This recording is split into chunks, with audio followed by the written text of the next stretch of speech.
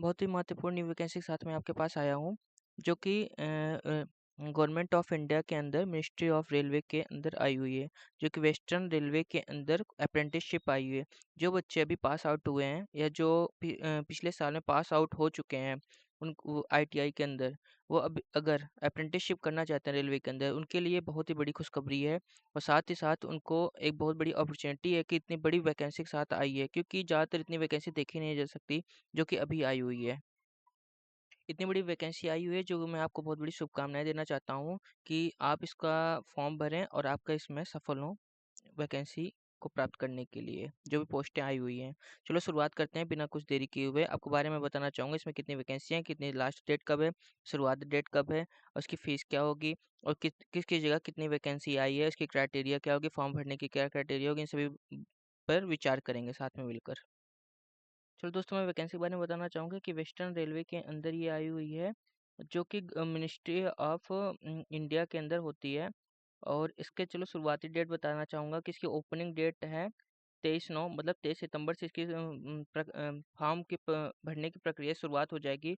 और इसकी अंतिम तारीख है 22/10/2024 17 बजे, कि 22/10/2024 मतलब कि 22 अक्टूबर तक हो जाएगी। और इसमें बहुत सारी इंपॉर्टेंट नोटिफिकेशन दी गई हुई है, जो कि आप अपने स्क्रीन पर देख रहे होंगे। आप इसको ध्यान से पॉज़ करके इसको आप पढ़ सकते हैं।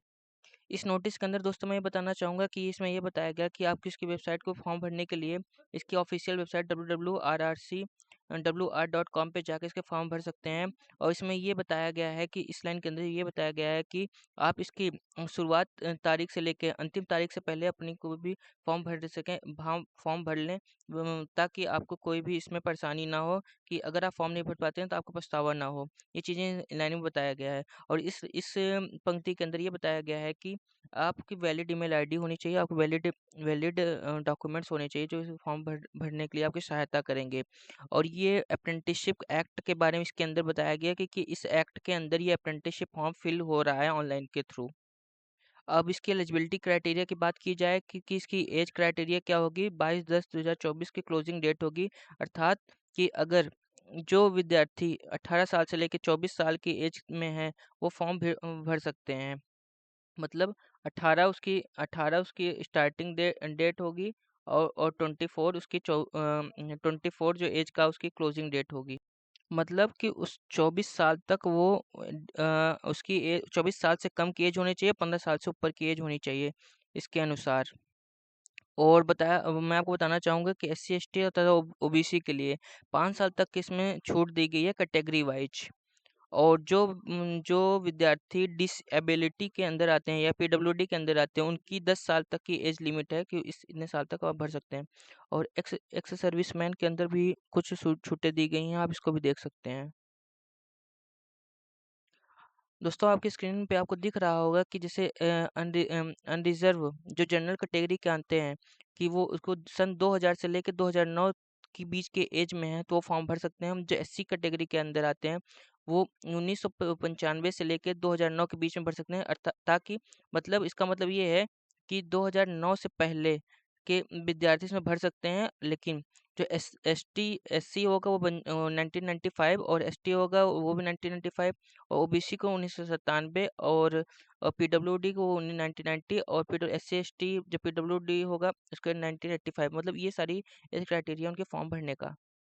चलो इसकी एसेंशियल क्वालिफिकेशन के बारे में बताया जाए कि इसकी एसेंशियल क्वालिफिकेशन ये होगी कि ये 20/9, मतलब अर्थात कि 20 सितंबर से पहले उस भी विद्यार्थी या उस भी एप्लीकेंट का एज जो होगी, जो उसकी क्वालिफिकेशन वो कंप्लीट होनी चाहिए, जैसे आईटीआई हो या 10+2 हो, ये सारी चीज़ें। और एजुकेशनल क्वालिफिकेशन के बारे में बताना चाहूँगा कि उसके वो 10+ पास आउट होना चाहिए, और साथ ही में 10+ पास आउट होने के साथ साथ 50% उसके मार्क्स होने चाहिए। और टेक्निकल क्वालिफिकेशन के बारे में बताना चाहूँगा, उसके पास एनसीवीटी या सीवीटी से उसकी टेक्निकल डिग्री होनी चाहिए, जैसे आईटीआई वो किस ट्रेड से किया हुआ है, जैसे कि जो फिटर, वेल्डर, ये टर्नर, ये वगैरह वगैरह चीज़ें होती। दोस्तों, मैं बताना चाहूँगा कि जैसे जो जो इसमें ट्रेड दी गई कि ये बच्चे अपना भर सकते हैं इस फॉर्म के लिए, जैसे फिटर हो गया, welder, Turner, machinist, carpenter, fitter, welder, Turner, ये चीज़ें आप देख सकते हैं जिसके अंदर 18। हाँ जी। 18 आसपास हैं इसमें अंदर। और इसमें हाँ दोस्तों, ये आपके बारे में बताना गया है कि जो कि अभी एसएससी आईटीआई रिजल्ट का वेट कर रहे हैं, वो इस फॉर्म को भर नहीं सकते, वो इस फॉर्म के लिए नहीं भर सकते। और जो कि जैसे कि the applicant failed in ITI, हाँ जो बच्चे आईटीआई के अंदर फेल हुए वो भी फॉर्म नहीं भर सकते। और जो जो विद्यार्थी अभी ग्रेजुएशन कर रहे हैं या डिप्लोमा होल्डर, अभी वो भी इसको अप्रेंटिसशिप के एक्ट के अंदर नहीं भर सकते। इसके ट्रेड की स्लॉट्स की सीटें के बारे में बताना चाहूँगा कि जो ट्रेड की स्लॉट्स हैं वो कैटेगरी वाइज है, जैसे एससी एसटी ओबीसी ईडब्ल्यूएस की कैटेगरी वाइज इसमें स्लॉटें हैं, वो भी सबको डिवाइडेड की गई हैं। और इसके अंदर मैं बताना चाहूँगा कि जैसे ओबीसी एप्लीकेंट है तो उसके पास ओबीसी एप्लीकेंट है तो उसके पास ओबीसी सर्टिफिकेट होना चाहिए। एससी एससी एसटी है तो उसके अंदर सर्टिफिकेट होना चाहिए। ईडब्ल्यूएस है तो उसके अंदर उसके सर्टिफिकेट होना चाहिए फॉर्म भरने के साथ में, तभी वह उस रिजर्वेशन का अपना फ़ायदा उठा पाएगा। अगर उसके पास कोई भी गलतियाँ होती हैं उसके सर्टिफिकेट में तो वह इस फॉर्म से बाहर हो जाएगा। अब पेमेंट की बात की जाए तो इसकी मात्र पेमेंट 100 रुपये मात्र इसकी फीस पेमेंट होगी। और जो एससी एसटी या पीडब्ल्यू के अंदर या कोई भी वुमेन एप्लीकेंट होती है उसकी फीस माफ़ है। और जो एप्लीकेंट इसमें पास आउट होते हैं, जिनको सिलेक्टेड किया जाता है, तो उनके पास डीवी के टाइम पे उनका खुद का मेडिकल सर्टिफिकेट होना चाहिए कि किसी भी गवर्नमेंट हॉस्पिटल के किसी एमबीबीएस डॉक्टर से बनाया हुआ।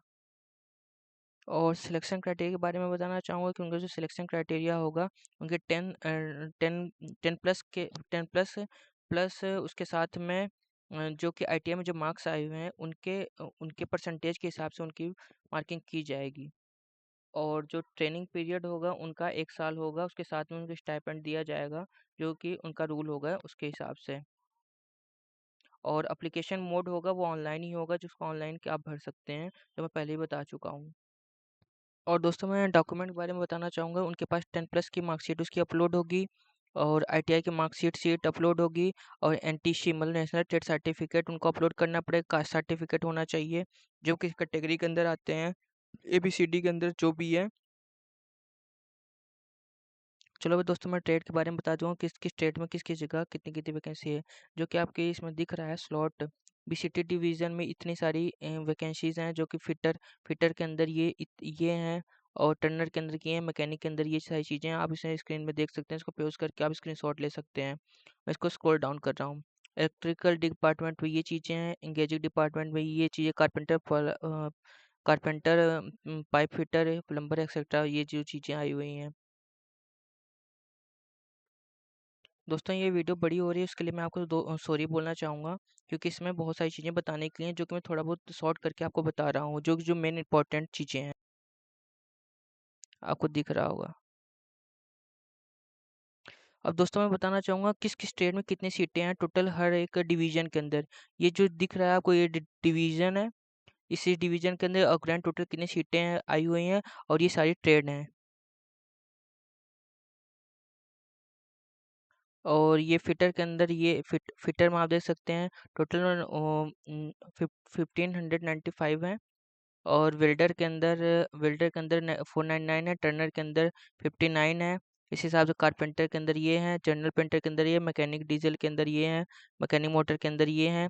और पासा जो कि कोपा के अंदर आता है, उसके अंदर ये 260 सीटें हैं। इलेक्ट्रीशियन के अंदर 901 है। और मैकेनिकल इलेक्ट्रिकल 18 है। इलेक्ट्रॉनिक्स मैकेनिक के अंदर 189 है। वायरमैन के अंदर 104 है। मैकेनिक रेफ्रिजरेटर के अंदर 209 है। पाइप फिटर के अंदर 189 है। प्लम्बर के अंदर 126 है। और ये हीट ट्रीटर, ये कौन सी ट्रेड होती है एक्चुअली मुझे पता नहीं है, जो कि 14 है। और स्टेनोग्राफर इंग्लिश के अंदर 8 सीटें हैं, जो कि टोटल मिला के आप देख सकते हैं ये कैटेगरी वाइज 971 599 ये कैटेगरी है। और जो कि टोटल सीटें हैं 5606, ये टोटल आपकी सीटें हैं। धन्यवाद दोस्तों, अगर आपको वीडियो पसंद आई हो लाइक करें, शेयर करें, दोस्तों के साथ और थोड़ा सपोर्ट करें।